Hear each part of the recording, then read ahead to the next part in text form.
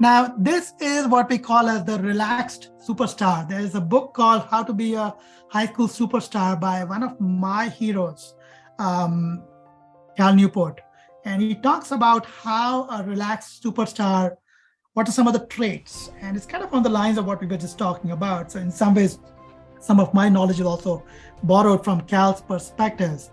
But if focusing on a few activities, not a kitchen sink, having a multi-year plan, like every year focusing on a 2, 3 things, that's it, and having a coherent process going across, having a way to disconnect from school activities, literally taking time to do nothing, like a whole day doing nothing, literally like the Jewish Sabbath, the Sabbath, right? Where you take time to recharge and think about things that you're doing, could be your TikToks or low value activities, at least one day or sometime. These superstars do take that time and they are highly productive and they are able to avoid the burnouts. Okay. And that's super, super critical to understand because most of the students I meet, one of the biggest jobs I do is I help them overcome that burnout, which is they get really tired doing the amount of work parents and everybody around tells them. Tosca, any perspectives on, burnouts or productivity or any of that? Oh, I avoid burnout like the plague because when you burn out, it takes so long to recover. I get 8 hours of sleep a night. I'm upset with myself if I don't. And I have time to spend time with my friends, to read, to journal, to go for walks. And those aren't taking away from my time. They give me the energy to do all the other things I need to do. And if one week, every morning I'm waking up in kind of a bad mood and I'm tired, I keep up with what I have to do, but maybe some of the bigger, longer term projects I go a little bit easier on. And I try to listen to how I'm feeling and where my energy is going that week.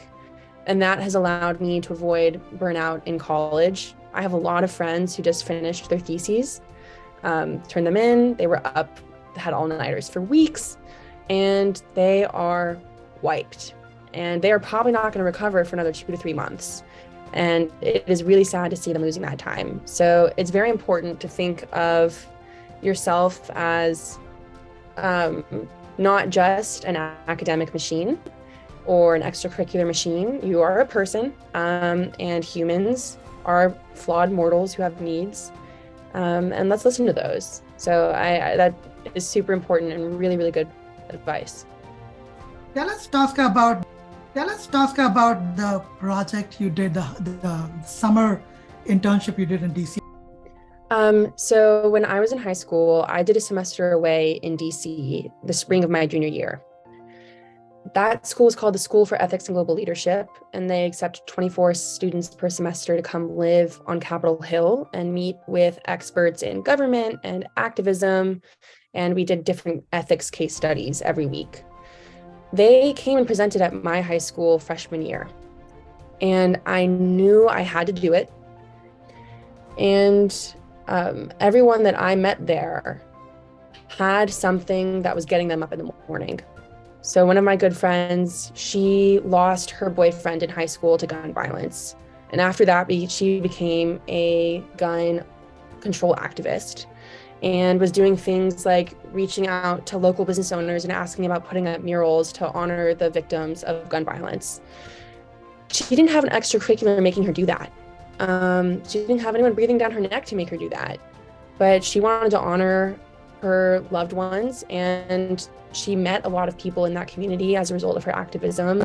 And she's still doing that to this day. I see her posting pretty much every day talking about what she's doing. And this was a matter of 5 years ago. So she's been at this for 7 years. And she's not burning out because that's the whole reason that she's getting up in the morning, as opposed to if someone was making me reach out to my legislators about a topic that didn't really personally affect me, I'd probably burn out in 2 weeks.